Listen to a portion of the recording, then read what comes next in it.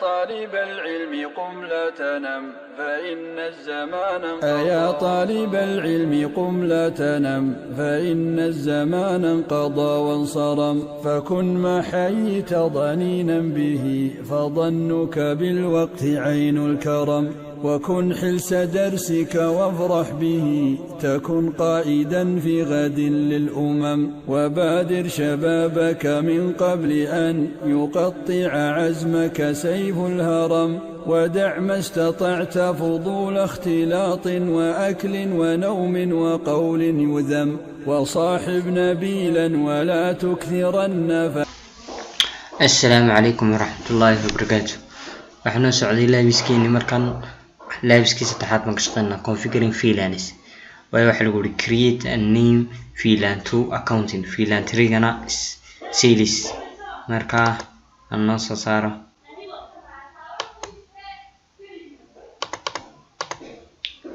ay seelayda su'aasha koowaad aan ka joogno enable configure terminal freelance to name keys accounting ay freelance name keys ana 80 baan umaleynayaan waxaan magaco series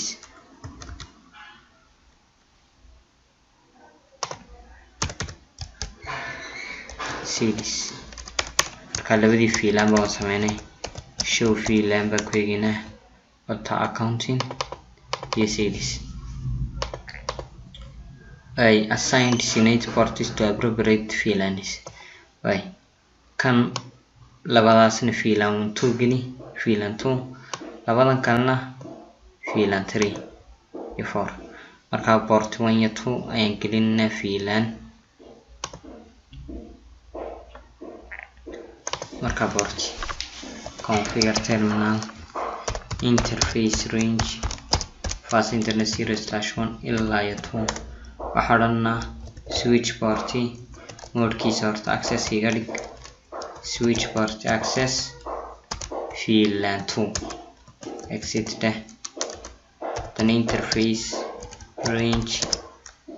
fast internet 0/3 ilaa 4 switch party mode ka access markasta ka dhigo switch party access freelance 3 access na waxa weeyaan PC weeyaan PC ayaa ku soo xirmaya weeyaan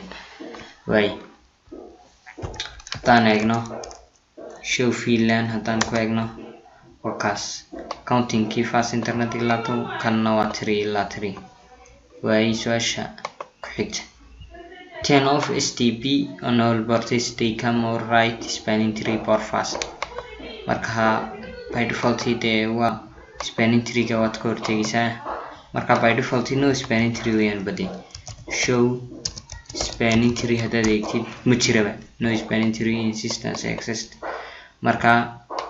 ma jiraba de turn off STP all ports marka waxaan iska odhanaa isagoo aan jirin haddana waan iska sii xidhaynaa interface range fast internet 0/1 ilaa 4 waxaadhanaa no spanning tree port fast ayaan odhanaa port fast kii ayaad ka hortagaysa way su'aasheena waxay tahay block 2 computers into port 1 and 2 and assign IP address from subnet kaas IP address usoo samee kaas way 10.1.2.0 marka port 1 iyo port 2 aan kaga xidhaynaa computers laba computer straight through and isku xidhaynaa fast internet 0/1 kan kalena isaga waqtiga noo dedejiyo marka labadooda waa kuwa shidmay hadda markii sidaa yihiin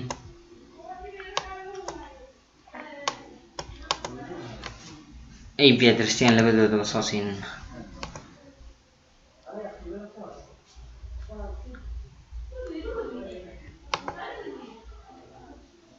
desktop ka kurfo IP configuration ay 10.1.2.1 ban kan karina oo ah 255.255.255.0 9 time lag 10.1.2.2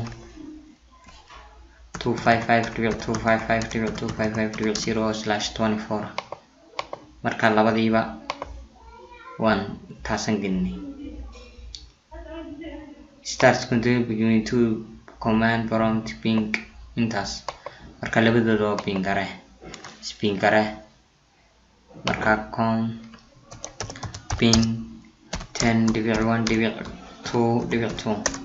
marka ping gareynayaan arkaysa isaga laftirkiisana ping gareynayaan dibicunku waa sax. Hey, so as ku sixta unplug one computer move into port 3. What happens pingis ki maxaa ku dhacay haddaan mid ka saarno aan gelino port 3 pingiyadii maxaa ku dhacaya dibicun buu sama aan ping gareynaa ka kale dibictuugaas ma shaqeynaya pingii ma shaqeynaya waayi ma shaqeynaya. Unplug other computer and move port 4 waayi kan kale ka saar geli port 4 marka wixii ma shaqeyn imka taan ping gareyno kaas waa reply from uu kasoo shaqeynaya. waayi unplug one computer and move to it back to port 1 or 2 then ping is still going on. With ping is still going on, watch switch the port vlan 3 marka waxa lagu yiri unplug one computer and move it back to the port 1 or 2 port labadii computer ba 1 3 iyo 4 baan gelinay laakiin mid ka saar oo kan ku celi baa lagu yiri. Then with ping is still going on, switch the port to vlan 3 ku soo dar baa lagu yiri. marka imka kan wuxuu ku jiraa fast internet 0/3 buu ku jiray marka 2 baan ka dhignaa. imka pingiyadii ma soconayaan soo ma imka haddaan ma soconayo arkaysa ma soconayo haddaba keebuu ku jira fast internet 0/2 ayaan vlan 3 baan soo gelinaa. Interface fast internet 0/2 waxaan odhanaa switch port access vlan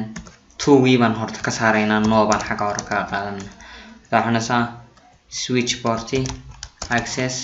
vlan 3 ka vlan 3 baan gelinay vlan 3 ayaan gelinay. imka pingiski waa inay qasab u socdaan oo ka pingi from u socda aan eegna haddaba show vlan ka fast internet 0/3 siliskii u soo galay intaasuu nagu joogayaa lab